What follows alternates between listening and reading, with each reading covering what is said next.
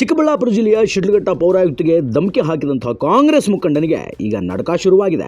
ಕಳೆದ ಹಲವು ದಿನಗಳಿಂದ ಪೊಲೀಸರಿಗೆ ಚಳ್ಳೆ ಹಣ್ಣನ್ನು ತಿನ್ನಿಸಿ ಎಸ್ಕೇಪ್ ಆಗಿರುವಂತಹ ರಾಜೀವ್ ಗೌಡನ ಕಣ್ಣಾಮುಚ್ಚಾಲೆ ಆಟಕ್ಕೆ ಈಗ ಬಿಗ್ ಬ್ರೇಕ್ ಬೀಳುವಂತಹ ಸಮಯ ಹತ್ರ ಬಂದಿದೆ. ನಿರೀಕ್ಷಣಾ ಜಾಮೀನನ್ನು ಪಡೆದು ಅಬ್ಬರಿಸೋಣ ಅಂದುಕೊಂಡಿದ್ದಂತಹ ಆರೋಪಿಗೆ ಈಗ ಕೋರ್ಟ್ ಶಾಕ್ ಮೇಲೆ ಶಾಕ್ ಕೊಟ್ಟಿದೆ. ಶಿಡ್ಲಘಟ್ಟದಲ್ಲಿ ಪೌರಾಯುಕ್ತಿಗೆ ದರ್ಪ ತೋರಿಸಿದಂತಹ ಆರೋಪಿ ಈಗ ದಿಕ್ಕಿಲ್ಲದೆ ಕಂಗಾಲಾಗಿದ್ದಾನೆ.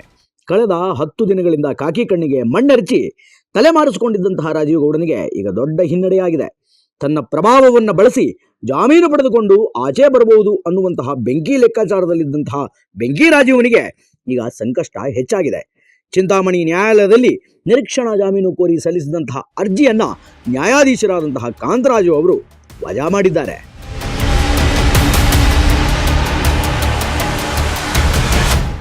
ರಾಜೀವ್ ಗೌಡ ಪರ ವಕೀಲ ವಿವೇಕ್ ಸುಬ್ಬಾರೆಡ್ಡಿ ಅವರು ವಾದವನ್ನು ಮಂಡಿಸಿದರೆ, ಇನ್ನು ಸರ್ಕಾರಿ ಅಭಿಯೋಜಕಿ ಸುಮತಿ ಶಾಂತಮೇರಿ ಅವರು ಇವನ ದರ್ಪದ ಇತಿಹಾಸವನ್ನ ಬಿಚ್ಚಿಟ್ಟಿದ್ದಾರೆ.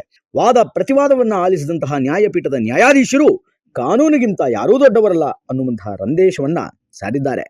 ಜಾಮೀನು ವಜಾ ಆಗ್ತಿದ್ದಂತೆ ಕೋರ್ಟ್ ಹತ್ತಿರ ಸಂಭ್ರಮಕ್ಕೆ ಕಾದಿದ್ದಂತಹ ರಾಜೀವ್ ಗೌಡನ ಬೆಂಬಲಿಗರು ಈಗ ಮುಖ ಕೆಳಗೆ ಮಾಡಿಕೊಂಡು ನಿಂತಿದ್ದಾರೆ. ಪೌರಾಯುಕ್ತಿಗೆ ಧಮಕಿ ಹಾಕಿದಂತಹ ರಾಜೀವ್ ಗೌಡನ ಹೆಂಡತಿ ಕೂಡ ಎಲ್ಲೋ ನಾಪತ್ತೆಯಾಗಿಬಿಟ್ಟಿದ್ದಾಳೆ. ಆದರೆ ಧಮಕಿ ವೀರ ಮಾತ್ರ ಇನ್ನೂ ಭೂಗತನಾಗಿದ್ದಾನೆ, ಅಪ್ಸ್ಕ್ಯಾಂಡ್ ಆಗಿದ್ದಾನೆ. ಜಾಮೀನು ಅರ್ಜಿ ವಜಾ ಬೆನ್ನಲ್ಲಿಯೇ ಈಗ ಜಿಲ್ಲಾದ್ಯಂತ ಪೊಲೀಸರು ಸಿಕ್ಕಾಪಟ್ಟೆ ಅಲರ್ಟ್ ಆಗಿದ್ದು, ಯಾವ ಕ್ಷಣದಲ್ಲಾದರೂ ಕೂಡ ರಾಜೀವ್ ಗೌಡನ ಕೈಗೆ ಕಾಕಿ ಕೋಳ ಬೀಳೋದು ಗ್ಯಾರಂಟಿ ಅಂತ ಹೇಳಲಾಗ್ತಾ ಇದೆ.